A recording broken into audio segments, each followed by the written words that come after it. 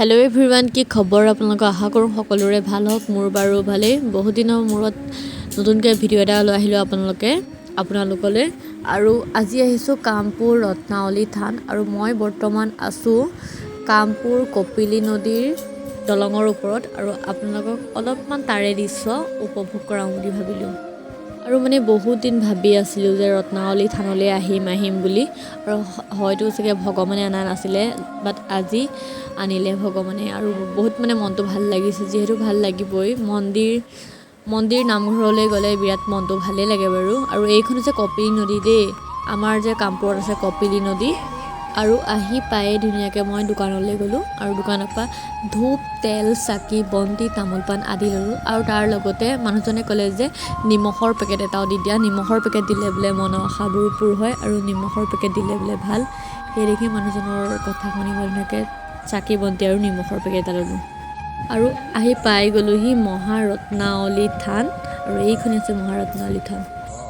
Finally আহি পাই গ'লোঁ বহুত দিনৰ মন্দিৰটো, কামপুৰ ৰত্নাৱলী থান। ত' মই আহিছোঁ ইয়াত ধুনীয়াকৈ বন্তি চন্তি লৈ ল'লোঁ। তাৰ ভিতৰত যাম, ধুনীয়াকৈ জ্বলাম। আপোনালোকে শেষলৈকে ভিডিঅ'টো চাই থাকক।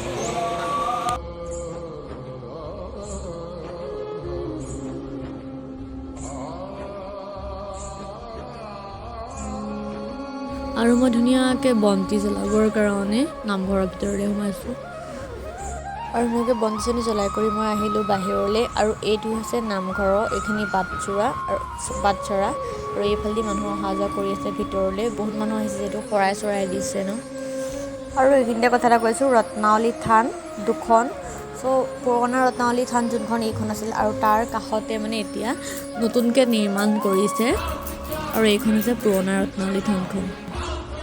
আমি আছোঁ এতিয়া কামপুৰ কপিলী নদী। আপোনালোকক দেখুৱাম। মই তললৈ নামি আছোঁ, মানে ওপৰৰ পৰা চাপৰলৈ দেই। তাৰপিছত আৰু মানে কপিলী নদীখন দেখুৱাম। ইমান ডাঙৰ, মই আজিহে দেখিছোঁ। বহুত বাম নদীখন। এইখন নদী নে ফিচাৰী? চৰি।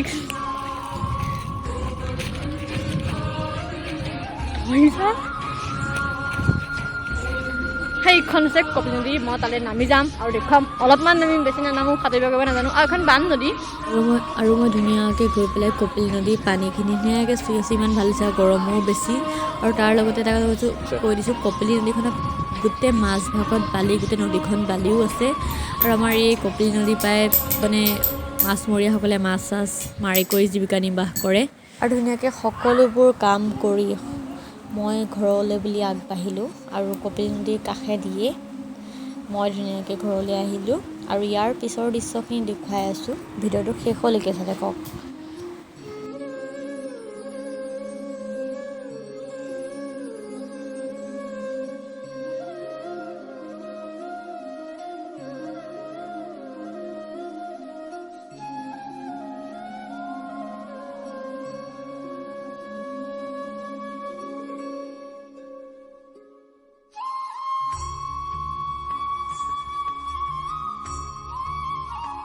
আৰু আহি থাকোঁতে দেখিলোঁ এপ্ৰিল ফুল। বৰ ধুনীয়াকৈ এইটো ছিজনত এপ্ৰিল ফুল ফুলি আছে, আৰু মানে ভিডিঅ' নবনাই নোৱাৰিলোঁ। তাৰপিছত ধুনীয়াকৈ মই ৰখি পেলাই এপ্ৰিল ফুলৰ মাজতে ধুনীয়াকৈ ভিডিঅ' এটা বনালোঁ।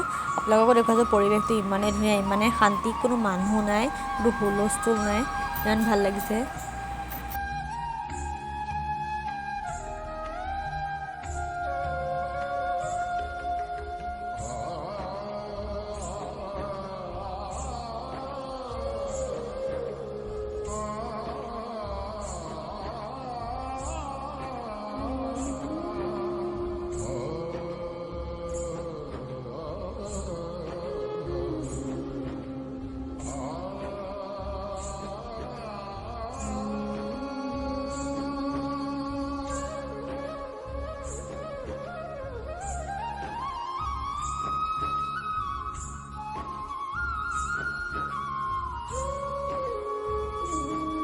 বাৰু আজিলৈ এৰিছোঁ সকলোকে। আজিৰ ভিডিঅ' ইমানেই আছিল।